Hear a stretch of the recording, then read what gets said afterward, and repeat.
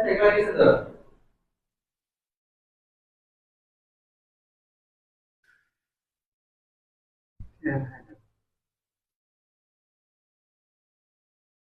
তো বলছি যে তাহলে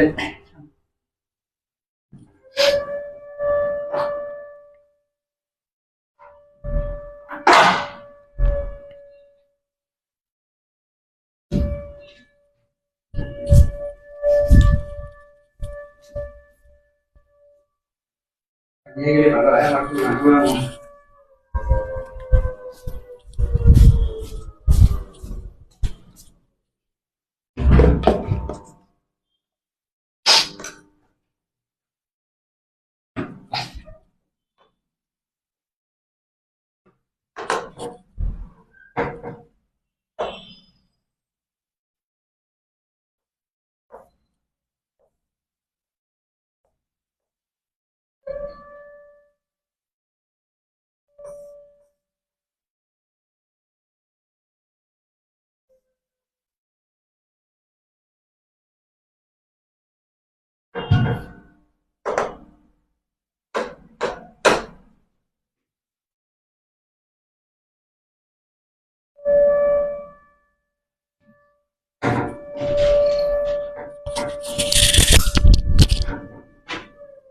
শুরু করলো এরকম হয়েছিল নাকি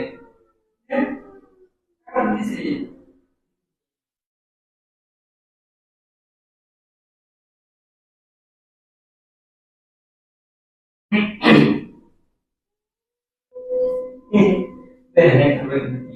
এক মাসে দিলে সব এটা যদি দেখুন না জিনিসটা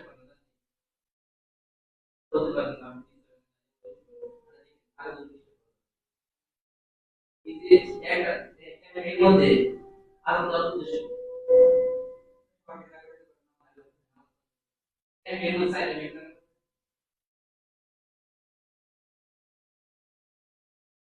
বুঝে বড়টা বাংলাদেশে বড় তো আই লাগে লাগে তো কনসেন্ট্রেট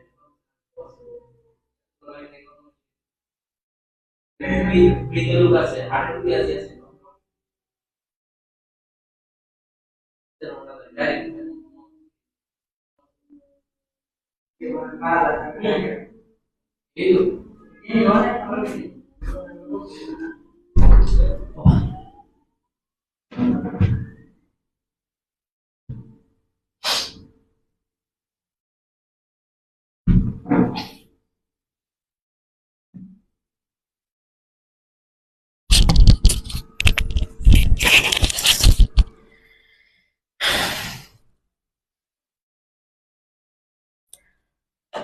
তো আজকে তো প্রথম রমজান, হ্যাঁ আজকে রাত্রে মনে হয় না শিওর।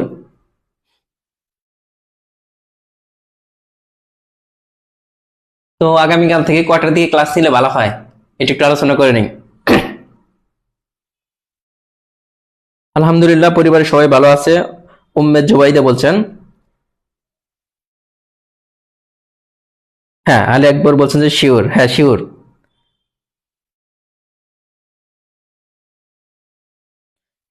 পরীক্ষায় গণিত রাব কোথায় করবেন? পরীক্ষায় গণিত রাব আপনার যে প্রশ্ন থাকবে প্রশ্নের মধ্যেই করবেন। ওই একটু একটু একটু জায়গা থাকে না এরকম, ওই একটু জায়গার মধ্যেই করবেন, কোনো টেনশন নেই।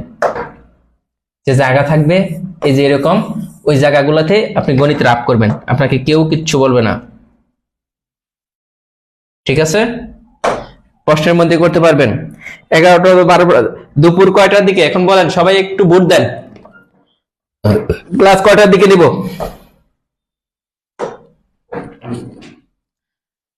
সকাল 11টায়, 12টায়, 11টা থেকে 12টায় নেওয়া যেতে পারে, আবার 2টা থেকে নেওয়া যেতে পারে, 2টা। এখন কোনটা ভালো হয়? 11টা থেকে 12টা বা 12টা থেকে 1টা বা 12টা থেকে 2টা অথবা 2টা, কোনটা ভালো হয়? আপনাদের যেটা ভালো হবে ওইটাই আমি নিব, আবার কোনোই নাই। আমার মনে হয় যে দুপুর, সকালের টিউশন দুপুরে ভালো হয়। মানে এখানে যার মানে যারা যেটা আপনারা যাদের ই ভালো তাদেরটাই আমি নিব। সকালের দিকে নেন, 11টার দিকে হলে ভালো হয়। দুইটাই দেন দেখি, মানে মেজরিটি যেদিকে যাবে। আমি তো দুইটার সময় আমি ক্লাস নিতে পারবো না, আমার কোনো সমস্যা নাই ভাই। আমি 11টা নিলেও নিতে পারবো, 2টা নিলেও নিতে পারবো, 12টা নিলেও নিতে পারবো, আমার কোনো সমস্যা নেই।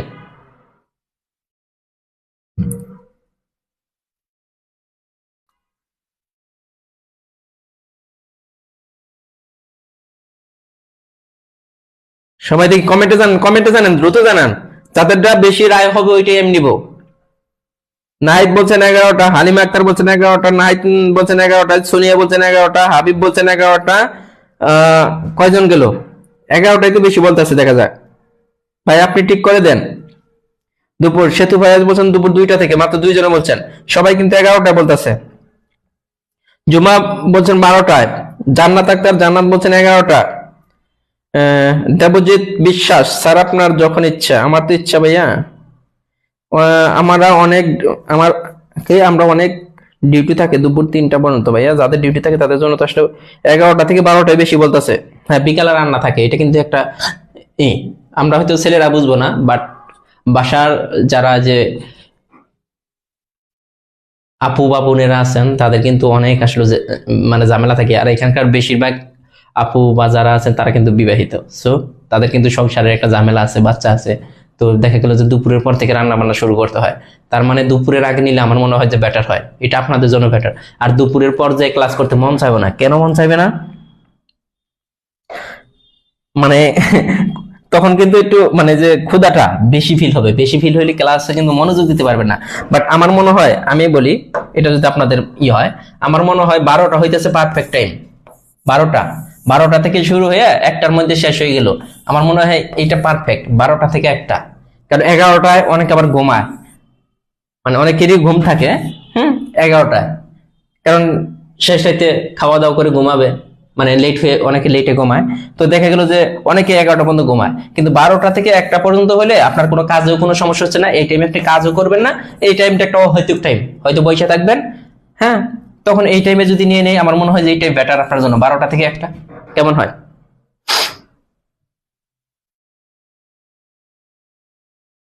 12টায় হলে সবার জন্য বেটার হবে। আমি কিন্তু সবার কথা চিন্তা, আমি 11টায় দেই নাই, আবার 2টায়ও দেই নাই। আমি 2 টাইমই ফ্রি। 11টায় আমি ফ্রি, 12টায় ফ্রি, আমার কোনো মানে 2টায় ফ্রি, আবার 12টায় ফ্রি, মানে সারাদিনই ফ্রি।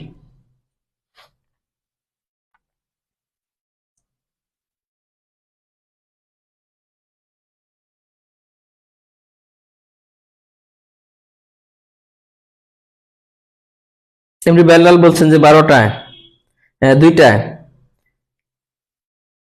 সকাল 10টায় হবে না ভাইয়া, কারণ সকাল 10টায় তো নেওয়া সম্ভব না, অনেকেই ঘুমায়।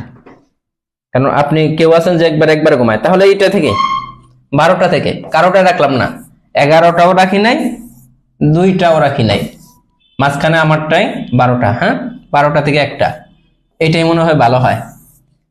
12টা থেকে 1টা, ঠিক আছে।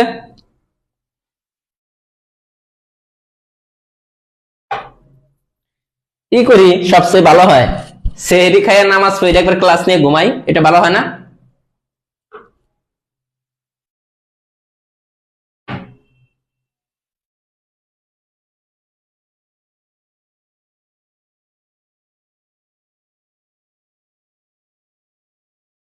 এখন কি করার বলেন, যাদের জব আছে তাদের জন্য একটু সমস্যা, কিন্তু আসলে রাত্রে তো ক্লাস নেওয়া সম্ভব না। আপনি আপনার তো এর কথা চিন্তা করে রাত্রে নিতাম, আমি রাত্রেও ফ্রি, কিন্তু আর রাতে তো নামাজ আছে, ক্লাস। আর আপনি ইফতারি করার পর ক্লাস নিতে কিন্তু মন চাবো না, বা আপনিও করতে মানে হবেন না।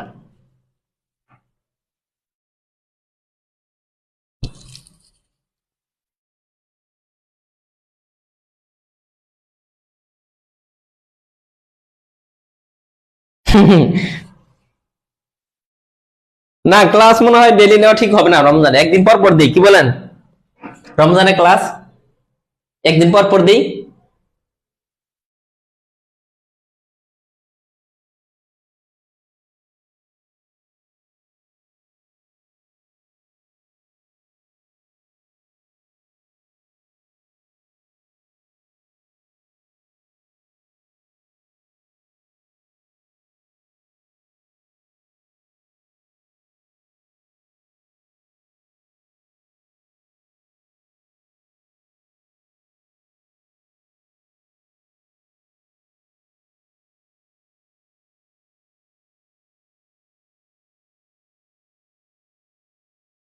তাহলে প্রতিদিন নেই, প্রাইমারি আগ পর্যন্ত প্রতিদিনই নেই। হ্যাঁ, প্রতিদিনই, কোনো রুটিন মুটিন দরকার নেই। প্রতিদিন 12টা থেকে ক্লাস, 12টা থেকে প্রতিদিন ক্লাস, 12টা থেকে প্রতিদিন, 12টা থেকে। এখানে রুটিনের কিছু নাই। 12টার সম চলে আইসা পড়বেন সবাই। আর 12টার টাইমটা সবাই, আর যারা দেখতে পারবেন না রেকর্ড ক্লাস দেখবেন, সমস্যা নেই। ওকে, প্রতিদিনই শেষ করে দিতে পারলে আমি বাইসে যাই। সত্যিকার কথা, আপনাদের এই যে ক্লাসের প্যারার জন্য আমি কোনো জায়গায় ঘুরতে যেতে পারি না, মানে কারোর সাথে দেখা করতে পারি না, আবার নির্দিষ্ট টাইমে চলে আসতে হয়। এটা আমার কাছে প্যারা মনে হচ্ছে। যত তাড়াতাড়ি শেষ করতে পারবো তত তাড়াতাড়ি আমি ঘোরাঘুরি করতে পারবো। দেখেন, আমি কিন্তু অনেকদিন ধরে ঘোরাঘুরির কোনো ছবি নাই, কোনো ভিডিও নাই, কোনো কিছু দিতে পারি না এই ক্লাসগুলোর জন্য।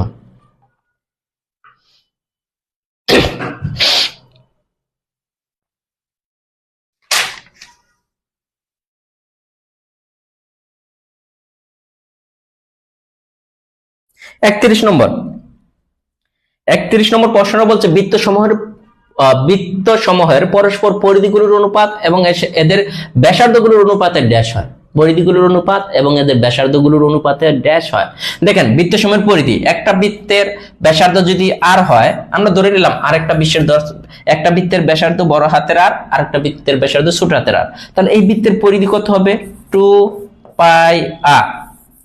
আর এই বৃত্তের ব্যাসার্ধ কত হবে? 2 পাই আর। আরটা হচ্ছে ব্যাসার্ধ। হ্যাঁ, এখন দেখেন বলছে যে এই দুইটা বৃত্তের মানে কি বলছে, বৃত্ত সময়ের পরিধিগুলোর অনুপাত এবং এদের ব্যাসার্ধগুলোর অনুপাতের কি হয়। তো পরিধি সময়ের অনুপাত দেখেন তো, 2 পাই আর, আরেকটা বৃত্ত এই দুইটা বৃত্তের পরিধির অনুপাত কত হইতেছে দেখেন তো। এই সাইড থেকে 2 পাই, এই সাইড থেকে 2 পাই, বাদ দেন, আর অনুপাত আর। এটা দেখেন, এটা কি ব্যাসার্ধ সময়ের অনুপাত না? প্রথম বৃত্তের ব্যাসার্ধ এটা, তার মানে বৃত্ত সময়ের পরিধি সময়ের অনুপাত আর ব্যাসার্ধ সময়ের অনুপাত কিন্তু সেম, কারণ কাটাকাটি গিয়ে একই আসে। তার মানে আমরা বলতে পারি যে বৃত্ত সময়ের পরস্পর, বৃত্ত সময়ের মানে দুইটা বৃত্তে বা তিনটা বৃত্ত যে কটা বৃত্তে নেন, ব্যাসার্ধগুলোর অনুপাত আর পরিধিগুলোর অনুপাত সবসময় কি হইতাছে? সমান হচ্ছে। কি হচ্ছে? সমান হচ্ছে। প্রতিদিনই, তার মধ্যে দিয়ে কিন্তু গ্যাপ যাবে, এটা তো বুঝেন। আমি চেষ্টা করবো প্রতিদিন নেওয়ার জন্য, ঠিক আছে? এরপর বলছে কোন বৃত্তের 3টি সমান যা একই বিন্দুতে ছেদ করলে ওই বিন্দুটি বৃত্তের কি হবে? একটা বৃত্তের দেখেন, খেয়াল করে দেখবেন, 3টা সমান যা যে বিন্দু ছেদ করবে, মনে করেন এই সমান যা, কিন্তু এই একটা যা, আবার এই একটা যা, আবার এই একটা যা, এই যে 3টা সমান যা যে বিন্দুতে ছেদ করবে ওইটা হবে বৃত্তের কেন্দ্র। সমান হতে হবে। আমার কিন্তু যেগুলো সমান হয় নাই এই জন্য কিন্তু হয় নাই। কিন্তু আপনি যদি চিন্তা করেন, এই যে এটা একটা বৃত্তের কেন্দ্র। হ্যাঁ, এটা এইভাবে গেল একটা, এইভাবে গেল একটা, আরেকটা এইভাবে গেল, এই যে 3টা যা কিন্তু কেন্দ্রের মধ্যে এসে ছেদ করতেছে। তার মানে যে বৃত্তের 3টা বা 4টা বা 5টা যে কটাই হোক সমান যা, যদি কি বলছে কোন বৃত্তের 3টি সমান যা একই বিন্দুতে ছেদ করলে, 3টি হোক 4টি হোক 5টি হোক, যে কয়টা সমান যায় যে বিন্দুতে ছেদ করবে তা ওইটা হবে তাদের কি? কেন্দ্র। এটা কেন্দ্র অবস্থিত হবে। কোথায় হবে? কেন্দ্র। এগুলো সহজ প্রশ্ন। এরপর আসেন যে বহিস্থ কোনো বিন্দু হতে বৃত্তে কতগুলো স্পর্শক আঁকা যায়। ঠিক আছে, এই যে একটা বৃত্ত, বহিস্থ একটা বিন্দু থেকে, মনে করেন এই একটা বিন্দু নিলাম, এই বিন্দু থেকে বৃত্তের উপর কয়টা স্পর্শক আঁকতে পারবো? মনে করেন এই যে, আর এটা টাচ করে গেল না, আমরা এইটাই নিলাম, একটা টাচ করে নি। আচ্ছা, টাচ করে যাইতে হবে, তাই না? এই যে নিলাম, মনে করেন এই যে একটা টাচ করে গেল, তাও টাচ করে নাই। আচ্ছা, যাই টাচ, মনে করেন টাচ করে গেছে। এই যে বিন্দুতে ছেদ করলো, এই বহিস্থ বিন্দু থেকে দেখেন এই বৃত্তটার উপর কয়টা স্পর্শক আঁকা যায়? 2টা। এই একটা স্পর্শক, এই একটা স্পর্শক। স্পর্শক মানে কি? বৃত্তের পরিধি টাচ করে চলে যাবে, এটা হচ্ছে স্পর্শক। তার মানে বহিস্থ একটা বিন্দু থেকে যে কোনো দিকে, এটা একটা বৃত্ত নিলাম, আমি এখানে একটা বিন্দু নিলাম, এই বিন্দু থেকে এই বৃত্তের উপর দেখেন কয়টা স্পর্শক আঁকতে পারবো? 2টার উপরে। যেখান থেকেই বলেন যে একটা বৃত্তের মধ্যে 2টার উপরে, নিবন্ধনে 40 পাইলে পাস, নিবন্ধনে 40 পাইলে পাস। যারা এত লাফাইতেছেন যে পাস করবো কিনা, এটা করবো কিনা, এটা করবো, তাদেরকে বলি বাইরে ভাই 100 থেকে 40 পাইতে হবে। আপনি যদি পাস না করতে পারেন, যদি নিবন্ধনে পাস না করতে পারেন, আমি এইটুকু বলে দিতে পারি, পৃথিবীর কোনো চাকরির পরীক্ষায় আপনি টিকবেন না, কোনো চাকরির পরীক্ষায় না। কারণ এত সিরিয়াস হয়ে আপনি ক্লাস করতেছেন, রেগুলার ক্লাস করতেছেন, তারপরে কি পড়াশোনা করতেছেন, তারপরেও যদি বলেন 100-র মধ্যে 40 পাবো না, তাহলে প্রাইমারিতে কেমনে টিকবেন ভাই?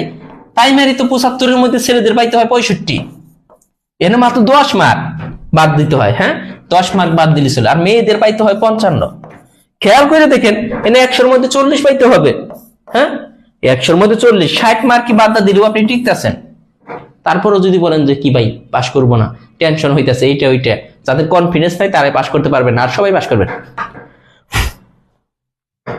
এখন বলবেন যে ভাইয়া তাহলে ফেল করবো কেরা? আমি বলে দিই, ফেল করবো তারাই কেউ মানে হুজুকে বাঙালি আছে না, জাস্ট ফর্ম তুলছে, কোনোদিন পড়া নাই। যেমন এখন যারা বই কিনতে আছে, যেমন অনেকে আমাদের বইয়ের জন্য ফোন দেয়, ভাই অমুক লাইব্রেরিতে আপনাদের বই কিনতে গেছি, খুঁজে পাই না, আচ্ছা কয় তারিখ, আজকে যায় বই কিনতে। তো তারা কি পাস করবে? আপনার কি মনে হয় তারা সিরিয়াস ছিল? এতদিন কিন্তু মনেই ছিল না যে তারা। আরেকজনে ফোন দিছে, তার মনেই ছিল না, সে নিবন্ধনের ফর্ম তুলছে, পরীক্ষা কবে, আমার ফোন দিয়ে বলতেছে ভাইয়া নিবন্ধনের পরীক্ষা কবে হবে। তাই দেখেন কতটুকু সিরিয়াস। তো এই সমস্ত বলে মানুষ কিন্তু ফর্ম তুলছে, সো টেনশনের কিছু নাই, পরীক্ষা দিবেন, টিকবেন। পরীক্ষা দিবেন, টিকবেন, টেনশনের কিছু নাই। এটা কি বলছে? চিত্র অনুসারে, চিত্রটাই নাই, চিত্রটা আমি একাই দিই। এটা হ্যাঁ, চিত্রটা কি ছিল? এরকম একটা বৃত্ত ছিল, চিত্র এটা দেওয়া ছিল, মনে করেন অকেন্দ্র বিশিষ্ট একটা বৃত্ত। এই বৃত্তটাকে এইভাবে এটা সেট করে গেছে। আমি জাস্ট চিত্রটা আপনাকে আঁকাই দিচ্ছি, এখান থেকে এই পর্যন্ত দিলাম, আবার এই পর্যন্ত দিলাম। এটা কিন্তু কেন্দ্র, এই কেন্দ্র থেকে পরিধি পর্যন্ত এই দূরত্ব, এটা কিন্তু ব্যাসার্ধ। আবার এই দিকেও কিন্তু, এটাও কিন্তু ব্যাসার্ধ। দেখেন এটা কিন্তু এখানে যদি একটা ত্রিভুজ আমি ড্র করি, এটা কিন্তু একটা সমদ্বিবাহু ত্রিভুজ। কেন সমদ্বিবাহু ত্রিভুজ? আপনাকে এটা দেওয়া থাকবে, এই চিত্রটা দেওয়া থাকবে, এটা আপনার নিজের আঁকাইতে হবে না। এ বি সি ছিল, আর কি নাম ছিল? অকেন্দ্র বিশিষ্ট বৃত্ত। এটা ছিল অকেন্দ্র বিশিষ্ট একটা বৃত্ত। আর কি ছিল? আমাদের বলছে ওয়াই কোণের মান 112। এইটা, এই যে এই কোণটা যে না, এটাকে বলা হয়েছিল ওয়াই কোণ। এটার ভ্যালু দেওয়া আছে, এই যে ওয়াই কোণ 112, আর আমাদের বের করতে বলছে এক্স কোণের মান এটা। এখন দেখেন এটা একটা সমদ্বিবাহু ত্রিভুজ। কেন? এইখান থেকে এই দিকে যান, বৃত্তের পরিধি, কেন্দ্র থেকে পরিধি পর্যন্ত দূরত্বকে বৃত্তের ব্যাসার্ধ বলা হয়। এখান থেকে ওই যে এই পর্যন্ত পরিধি পর্যন্ত, তার মানে একটা সমদ্বিবাহু ত্রিভুজ। সমদ্বিবাহু ত্রিভুজের কিন্তু বিপরীত দুইটা কোণ, এই কোণ আর এই কোণ কিন্তু পরস্পর সমান হয়। ইভেন ওয়াই কোণ যেটা, এটার মান কিন্তু দেওয়া আছে 112 ডিগ্রি। কত ডিগ্রি? 112। আমরা জানি এই ত্রিভুজের তিন কোণের সমষ্টি কত ডিগ্রি? 180 ডিগ্রি।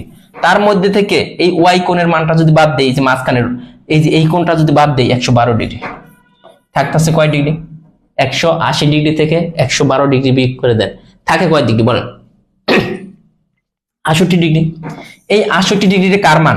এই যে এই কোণ আর এই দুইটা কোণের যোগফল বি, আর এইদিকে সি কোণের যোগফল 68 ডিগ্রি। কিন্তু দেখেন এরা যেহেতু সমদ্বিবাহু ত্রিভুজ, সমদ্বিবাহু ত্রিভুজের দুইটা কোণ সমান হয়, তার মানে এই কোণ আর এই কোণ কিন্তু সমান হবে। তার মানে 68টাকে 2 ভাগে ভাগ করে দেন, 68টাকে 2 ভাগে ভাগ করে দেন, কত করে পড়ে? 34 ডিগ্রি। তার মানে এই কোণের মান 34 ডিগ্রি, এই কোণের মানও কত ডিগ্রি হবে? 34 ডিগ্রি। তার মানে এইটার মান চেয়েছে, এটা কিন্তু এক্স কোণ, এই কোণের নাম দেওয়া আছে এক্স কোণ। এক্স কোণের মান কত? বা ওয়াই, যে কোণই বলুক, আপনি বুঝছেন কিনা এটা তাই বলেন, সহজ বাংলায় এটা বুঝছেন কিনা। এই বোর্ডটার মধ্যে লেখা অনেক স্মুথ, মানে লিখে ভালো লাগে। হ্যাঁ, আগে বোর্ডটাও আছে, এটা তো আমার অফিস রুমে, বাট এটার মধ্যে বেশি ক্লাস হবে।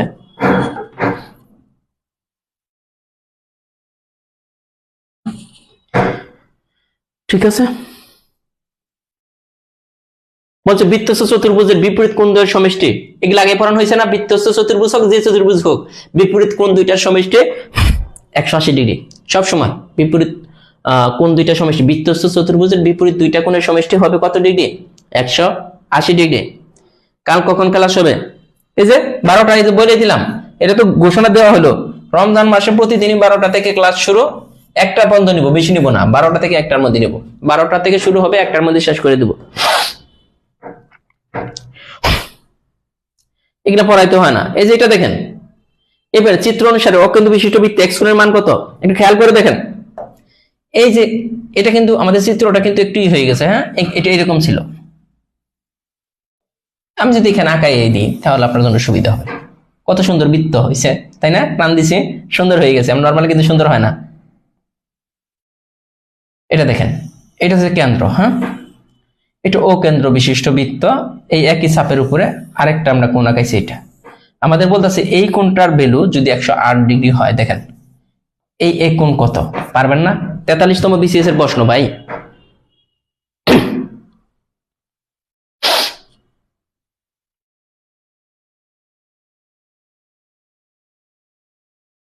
জান্নাত বাকিয়ে বলছেন ওনার কমেন্ট আসতেছে কিনা, এখন আপনারা বলে দেন। ওনার কমেন্ট আমি পড়ে ফেলছি, ওনার কমেন্ট কি আসতেছে? দেখেন এটা কত ডিগ্রি হবে, এই কোণের মান অর্ধেক হবে। কেন্দ্রের যা থাকবে তার অর্ধেক এইটা, এগুলো আগে পড়াইছি, তারপরে ওইগুলো কেন যে পড়াইতেছি আমি বুঝতেছি না। কি বলছে, বৃত্তস্থ চতুর্ভুজের একটি কোণ এত হলে বিপরীত কোণটা কত? বৃত্তস্থ চতুর্ভুজের দেখেন একটু আগে বই রাখছিলাম যে বৃত্তস্থ চতুর্ভুজের বিপরীত কোণ এর সমষ্টি কত ডিগ্রি? 180 ডিগ্রি। 180 ডিগ্রি থেকে একটা কোণ যদি 70 ডিগ্রি হয়ে যায় তাহলে একটা কোণ বাদ দিয়ে দেন, বাকি যে কোণটা থাকবে ওইটা কয় ডিগ্রি হবে? 110 না? কারণ বিপরীত দুইটা কোণের সমষ্টি হয় 180 ডিগ্রি।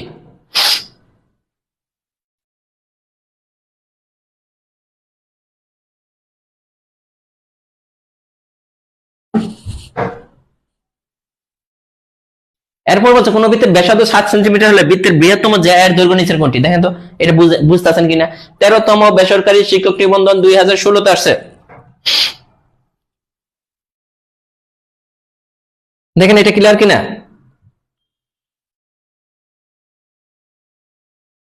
এটা পারবেন কিনা? 38।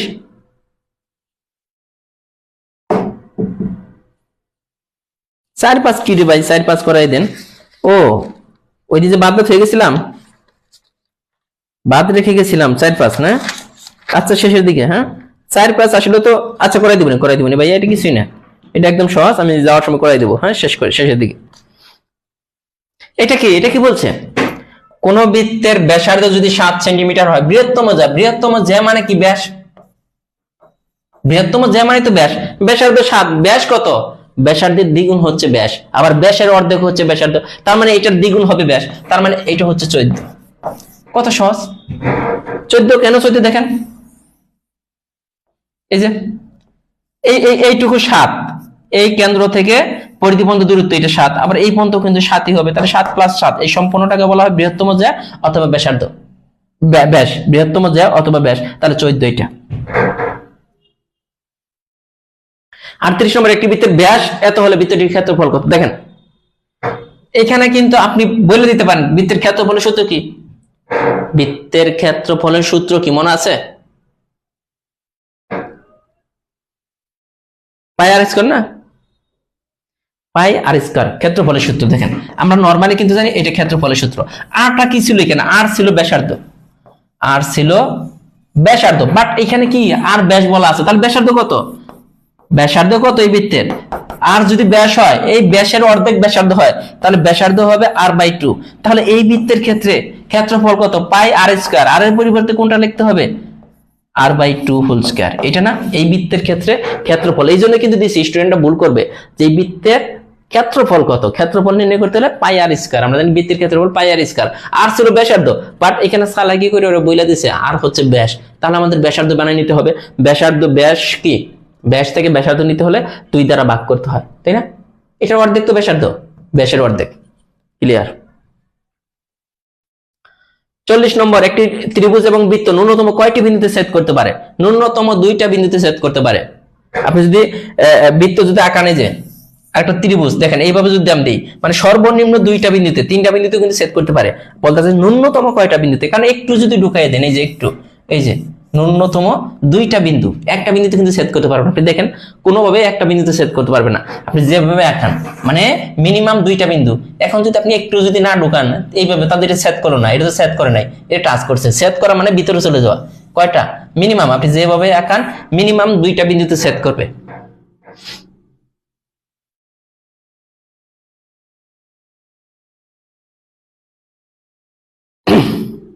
একটি বৃত্তের একই চাপের উপর অঙ্কিত কেন্দ্রস্থ কোণ বৃত্তস্থ কোণের কি? এটা আগেই পড়াইছি, বলেন। একটি বৃত্তের একই চাপের উপর অঙ্কিত কেন্দ্রস্থ কোণ বড় নাকি বৃত্তস্থ কোণ বড়? কোনটা বড়? কেন্দ্রস্থ কোণ বড়। এই যে কেন্দ্রে যে উৎপন্ন হয় এটাকে বলা হয় একই চাপ। এই যে এই পর্যন্ত একটা চাপ নিলাম, এইখান থেকে কেন্দ্রে একটা কোণ উৎপন্ন করলাম এইটা, আর এই যে বৃত্তের সাথে যেটা কোণ উৎপন্ন করলাম উপরে পরিধির সাথে, কোনটা বড়? বড় কিন্তু এটা কেন্দ্রেরটা, এমনিতে দেখে বোঝা যায়। এইটা কি বলতেছে যে অঙ্কিত কেন্দ্রস্থ কোণ বৃত্তস্থ কোণের কত অংশ। তার মানে এই যে এইটা বৃত্তস্থ কোণ এ আর কেন্দ্রস্থ কোণ ও, এই ওটা কিন্তু এ এর 2 গুণ, এই ওটা কার এ এর 2 গুণ, তার মানে দ্বিগুণ হবে। ঠিক আছে, এইভাবে কিন্তু ভেঙ্গে ভেঙ্গে কেউ আপনাকে বুঝাবে না, একই প্রশ্ন বারবার বলতেছি। হ্যাঁ, 42 নম্বর, নিচের চিত্রে অকেন্দ্র বিশিষ্ট বৃত্তে বিএসি 41 ডিগ্রি, মানে বৃত্তস্থ কোণ যদি 41 ডিগ্রি হয় বাইরে বাই, এই কেন্দ্রের কোণটা এইটা কত ডিগ্রি, এগুলো কি করাই দিতে হবে। এই কোণটা কত ডিগ্রি, এই যেটা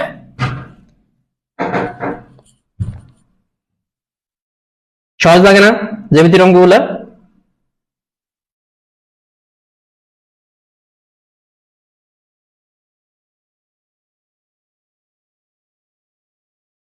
পাপ্পি হুসাইন বলছেন যে ডি নম্বর।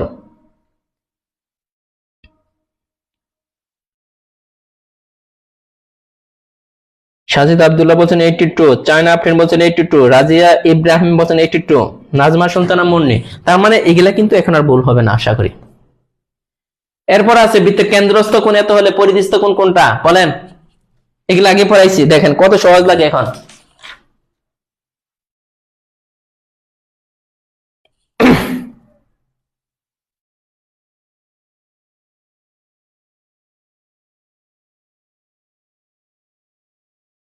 না আগে পড়ে ফেলছি সব, কি পড়াম।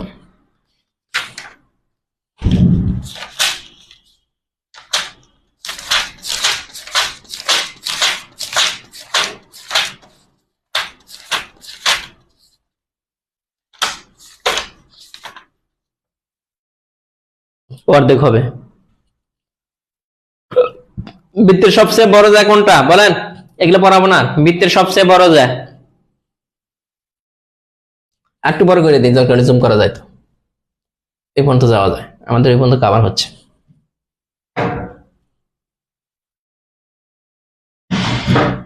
হ্যাঁ, বৃত্তস্থ আর পরিধিস্থ একই, অমিয়ত্রের অমিয়ত্রা, বৃত্তস্থ আর পরিধিস্থ কোণ সেম জিনিস, একই কথা, এটা মনে রাখেন। অবলিক দেয়, হ্যাঁ ব্যাস।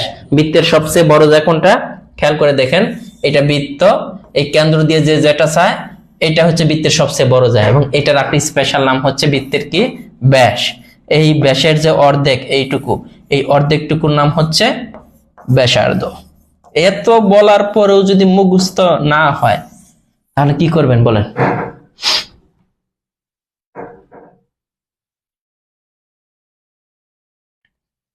একটি যা কয়টি চাপে বিভক্ত, একটা যা 2টা চাপে বিভক্ত, কেন এটা দেখাই দিই।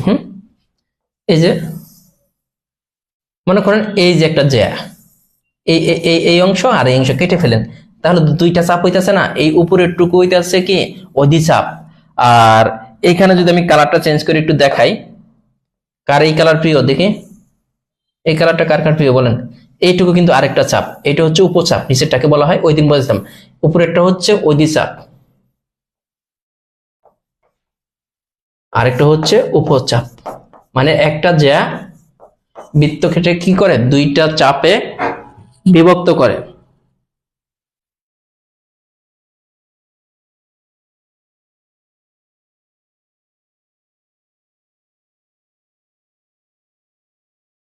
ক্লিয়ার? 2টি বৃত্ত যদি পরস্পর স্পর্শ করে কেন্দ্রদ্বয় হতে স্পর্শ বিন্দুগামী সরলরেখা দুটির অন্তর্ভুক্ত কোণ, এটা পড়ানো হয়ে গেছে, এটা পড়ানো হয়ে গেছে। এই যে কি বলছে, 2টি বৃত্ত যদি পরস্পর কি স্পর্শ করে, এই একটা বৃত্ত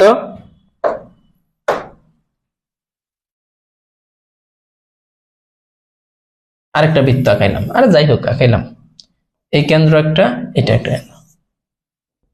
তো স্পর্শ বিন্দুকে আমি এই যে এই বিন্দু দিয়ে যদি এইভাবে এই কেন্দ্র যদি স্পর্শ করাই দেই, যে এখানে যে কোণটা হইলো দেখেন, এটা সরল কোণ, মানে 180 ডিগ্রি। কি কোণ? সরল কোণ।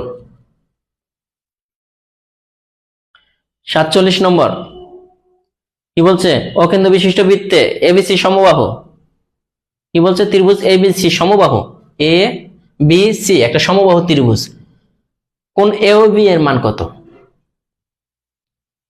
কোণ এ ও বি এর মান কত? এটা দেখি কে কে পারে, যাদের ব্রেন আছে তারা এটা পারবেন। 47 নম্বরটা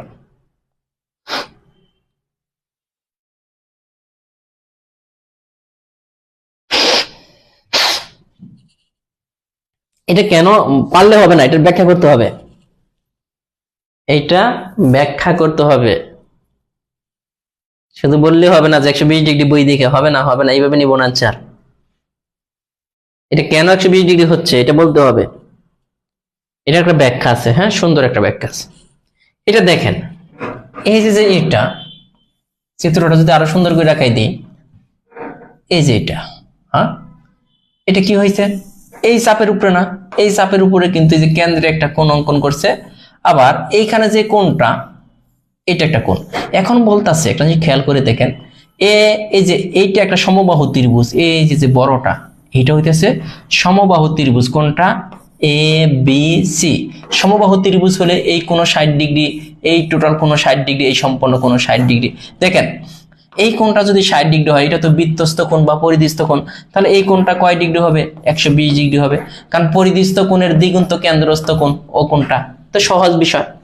সহজ বিষয়, বুঝছেন কিনা? হ্যাঁ, অনেকেই বলছেন, বাপ্পি হুসাইন বলছেন 60 × 2 গুড। হ্যাঁ, দ্বিগুণ, এটা কিন্তু সহজ জিনিস ছিল। হ্যাঁ, অনেকেই পারছেন। একটি বৃত্তের ব্যাসার্ধ 5 একক, বৃত্তের ক্ষেত্রফল কত? নিবন্ধন পরীক্ষায় 2014 আসছে, করে ফেলেন।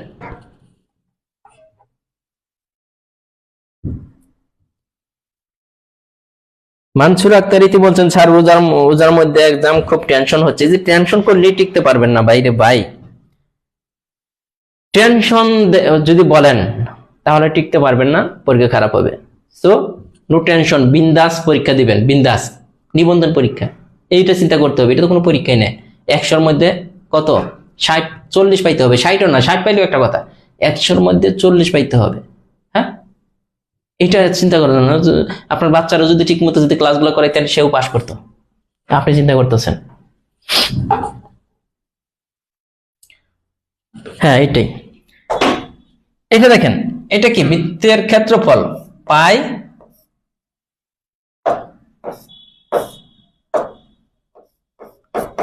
আর স্কয়ার। এখানে কিন্তু আর এর মান, এটা ব্যাসার্ধ দেওয়া আছে, তাহলে পাই 5 স্কয়ার, 5 × 5 = 25 পাই।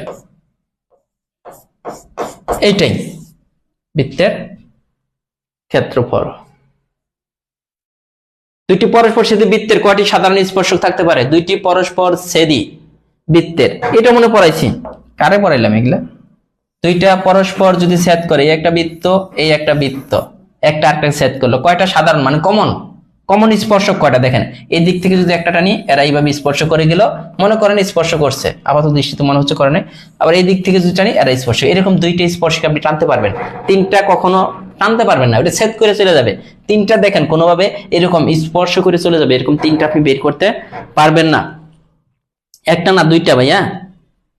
একটা কেন হচ্ছে? দুইটা না, ফারজানা বইবে দেখাই দিলাম তো, দুইটা।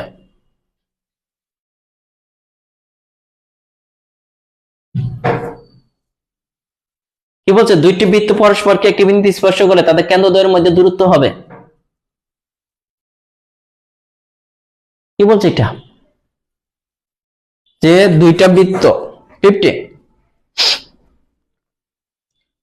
দুইটি বৃত্ত পরস্পরকে একটি বিন্দুতে স্পর্শ করলে তাদের কেন্দ্রদ্বয়ের মধ্যে দূরত্ব হবে। সহজ জিনিস, দেখেন আপনি নিজে করতে পারবেন। এই একটা বৃত্ত, এই একটা বৃত্ত, দুইটা বৃত্ত কি বলছে? পরস্পরকে স্পর্শ করলে একটি বিন্দুতে, ওকে একটা বিন্দুতে এনে স্পর্শ করছে, তাদের কেন্দ্রদ্বয়ের দূরত্ব হবে এই যে এটা, এই কেন্দ্র, এই কেন্দ্র, কেন্দ্রদ্বয়ের দূরত্ব কি হইতেছে দেখেন তো। এইখান থেকে এই পর্যন্ত এই বৃত্তের ব্যাসার্ধ, আবার এইখান থেকে এই পর্যন্ত ওই বৃত্তের ব্যাসার্ধ, তার মানে তাদের কার ব্যাসার্ধের যোগফলের সমান না? দুইটা বৃত্তের ব্যাসার্ধ, প্রথম বৃত্তের ব্যাসার্ধ কত? এখান থেকে এই পর্যন্ত, আবার দ্বিতীয় বৃত্তের ব্যাসার্ধ কত? এখান থেকে, তার মানে ব্যাসার্ধ দুইটার যোগফলের সমান হবে। এগুলা চিত্র আঁকায় পড়লে একদম সহজ।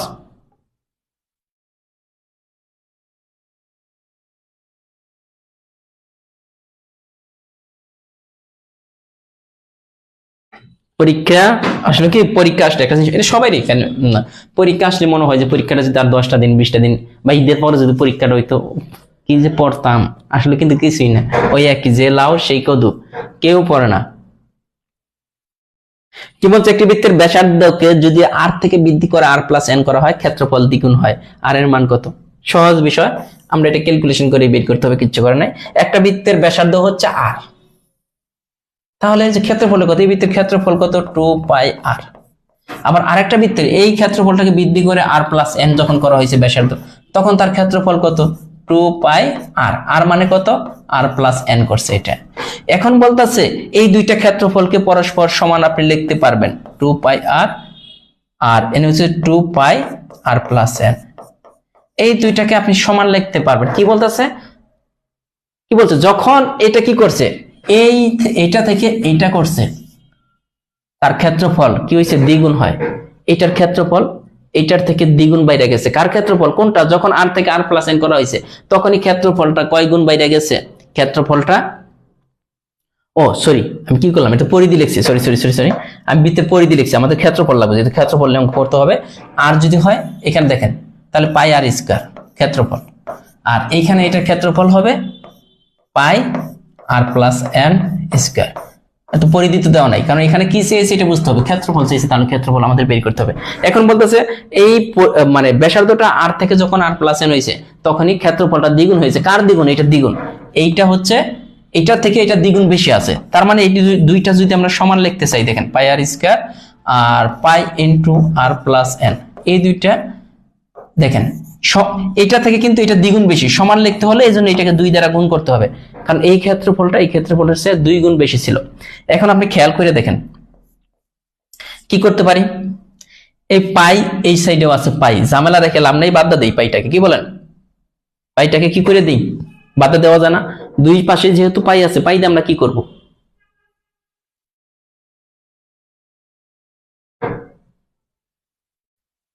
ঠিক আছে নাকি বলেন।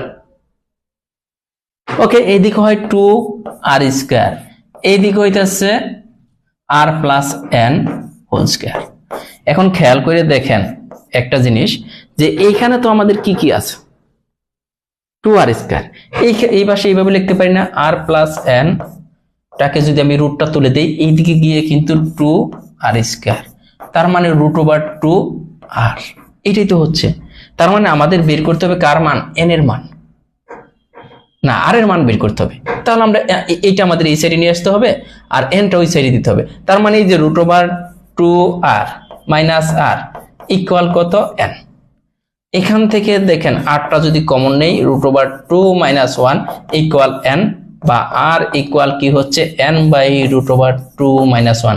এটা যার যার মতো করে ফেলবেন, এটা যার যার মতো করে ফেলবেন, এটা টেনশনের কিছু নাই।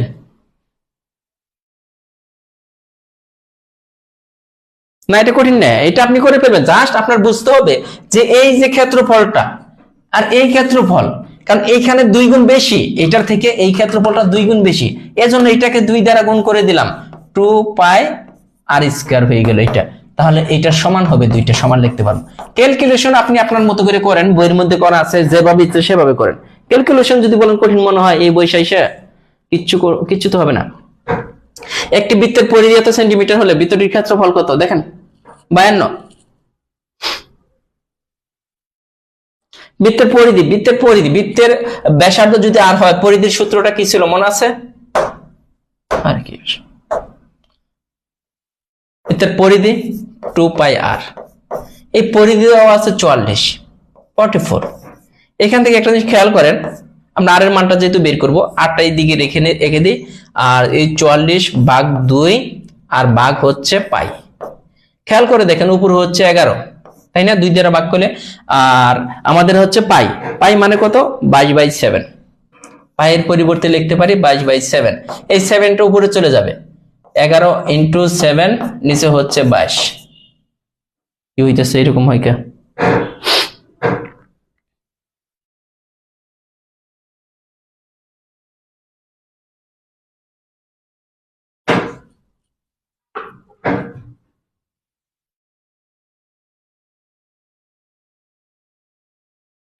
ও এখানে ভুল হয়েছে, ক্যালকুলেশনে ভুল হয়েছে, এখানে হবে কত 22 হবে, এখানে ভুল হয়েছিল, এই যে 22 হলে তো আরো সহজ, 22 হলে আরো সহজ, কেন এটা 22 হয়ে যাবে, এই 22 কাটা যাবে 7। তার মানে এই বৃত্তের আর এর মান কিন্তু 7। এখন আর এর মান যদি 7, বৃত্তের ব্যাসার্ধ যদি 7 হয়, ক্ষেত্রফল কত করেন আপনারা, ক্ষেত্রফলটা কত হবে এটা আপনারা করে নেন। 22 হবে, 22 হবে, হ্যাঁ সাবিনা আলী 22 হবে। আর এর মানটা 7 আসে, ক্ষেত্রফল পাই আর স্কয়ার। ক্ষেত্রফল কি? ক্ষেত্রফলের সূত্র পাই আর স্কয়ার। খেয়াল করে দেখেন আর এর মানটা কত আমাদের এখানে, আর এর মানটা আমরা পাইলাম 7, আর এই ভিতরের ক্ষেত্রফল কত হবে পাই আর স্কয়ার। পাই এর মান কত 22/7 ইনটু আর স্কয়ার মানে কত 7 স্কয়ার। খেয়াল করে দেখেন 22/7 ইনটু এখানে কত দুইটা 7 তাই না, একটা 7 7 কেটে দিলাম, তার মানে কত 7 দ্বিগুণে 14 এর 4, 14 আর 1 15, 154।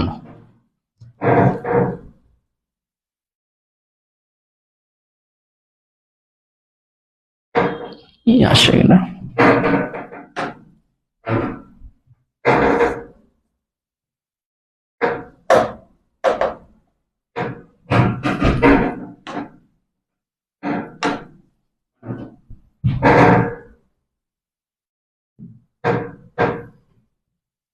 কি সমস্যা, কি ফাংশন?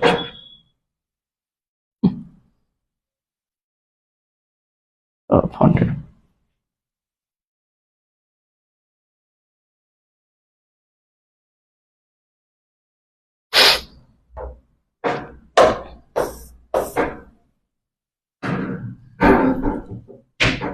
একটা ফাংশনালি সমস্যা হয়েছে।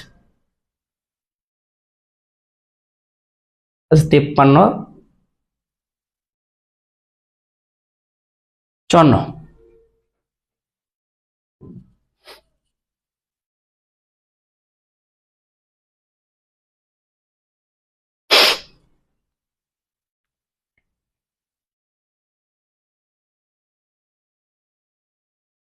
53 নম্বরের আগেরটা হুবহু সেম। একটি বৃত্তের ব্যাস যদি আর থেকে আর প্লাস এন করা হয়, ক্ষেত্রফল দ্বিগুণ হয়, আর এর মান কত এটা করে নেবেন। কিন্তু এরপরের টার্মে আসি, দেখেন এই বৃত্তটার মধ্যে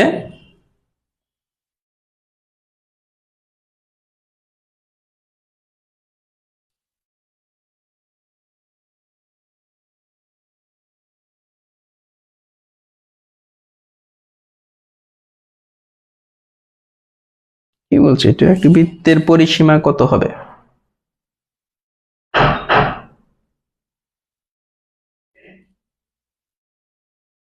এই বৃত্তের পরিসীমা বলছে এখানে দেখেন, নরমালি মনে রাখেন যে মূল বৃত্তগামী যদি কোনো বৃত্ত হয়, মূল বৃত্তগামী বৃত্তের যে সমীকরণটা এটা হয় এরকম। আমরা নরমালি হায়ার ম্যাথে যারা পড়ছেন, এটাই whole square plus y minus 0 whole square equal r square, এরকম ছিল। এটার সাথে এটা কিন্তু মূল বিন্দুগামী, যেহেতু 0, এখানে x square plus y square equal কিন্তু আর স্কয়ার। এখানে আর এর পরিবর্তে আমাদের কি আছে, x square plus y square, সবই কিন্তু দেওয়া আছে, শুধু আর এর পরিবর্তে আছে এ স্কয়ার। এন্ড কম্পেয়ার করে দেখেন এই আর ইকুয়াল এ, আর ইকুয়াল এ। এখন বৃত্তের পরিসীমা, বৃত্তের পরিসীমা কত? বৃত্তের পরিসীমা কোনটা? এই বক্ররেখা যেটা, এই টোটালটার দৈর্ঘ্য না, এটার পরিধি কত ছিল? পরিধিটাই পরিসীমা, বৃত্তের পরিধিটাই পরিসীমা 2πr। কিন্তু এখানে আর এর পরিবর্তে কি দেওয়া আছে? এ দেওয়া আছে, তার মানে 2πa। এটা কিন্তু বৃত্তের কি, এই বৃত্তের কি, এই যে 2πa, এই বৃত্তের পরিসীমা বা পরিধি, বৃত্তের পরিসীমা বা পরিধি। এটা বুঝছেন কিনা এই অঙ্কটা দেখেন, যারা হায়ার ম্যাথে পড়ছেন তারা কিন্তু বৃত্তের সমীকরণ সম্পর্কে জানেন যে এটা মূল বিন্দুগামী বৃত্তের একটা সমীকরণ, এটা মূল বিন্দুগামী বৃত্তের একটা সমীকরণ। এটা কিছুই না, মনে করেন যে এই যে x square plus y square বৃত্তের মূল বিন্দুগামী বৃত্তের সমীকরণ, এটা আমাদের দেওয়া আছে। এটা এখানে দেখেন এক্স স্কয়ার ঠিক আছে, ওয়াই স্কয়ার ঠিক আছে, এখানে আর স্কয়ার, আর স্কয়ারের পরিবর্তে দেওয়া আছে কি এ স্কয়ার, এখানে আর স্কয়ারের পরিবর্তে কি দেওয়া আছে এ স্কয়ার, ওই পাশ থেকে স্কয়ার স্কয়ার বাদ দেন, আর ইকুয়াল এ দেওয়া আছে। আমরা জানি কি বৃত্তের পরিধি বা পরিসীমা কত 2πr, তাই না? বৃত্তের পরিসীমা আর পরিধি একই কথা। তো এখানে দেখেন 2π তো ঠিকই আছে, আর এর পরিবর্তে দেওয়া আছে এ, এইটাই, আর কিছু না।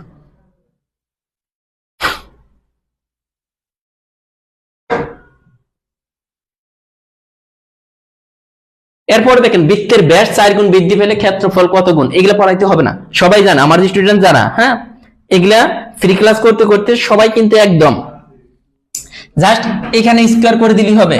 16 গুণ যদি 2 গুণ হয় এটাকে স্কোয়ার করে দেন 4 গুণ, যদি বলে 5 গুণ, এটাকে স্কোয়ার করে দিলে কত হবে 25। মানে যা দেওয়া থাকবে ওইটার উপর যদি স্কোয়ার করে দেন সকল অ্যান্সার কিন্তু চলে আসবে। এই যে এখানে বলছে 3 গুণ বৃদ্ধি করলে কত হবে, তাহলে 3 কে স্কোয়ার করে দেন 9 গুণ। এখানে বলছে দ্বিগুণ বৃদ্ধি করলে কত হবে। এরপরে দেখেন একই অঙ্ক, এখানে কি আছে যে দুটি বৃত্তের ব্যাসের অনুপাত যদি এটা হয়, একই কথা, জাস্ট স্কোয়ার করে দেন 1 স্কোয়ার, আর এখানে কি আছে 3 স্কোয়ার, তার মানে 1 অনুপাত কত 9। ওকে, এগুলো জাস্ট স্কোয়ার করে দিলে অ্যান্সার চলে আসবে। যেহেতু পরীক্ষা, এই যেটা দুটি বৃত্তের ব্যাসের অনুপাত যদি এটা হয়, খেয়াল করে দেখেন, তাহলে ব্যাসের অনুপাত দেওয়া আছে, তার মানে এগুলাকে স্কোয়ার করে দিলে ক্ষেত্রফলের অনুপাত পাবো 9:4। ঠিক আছে,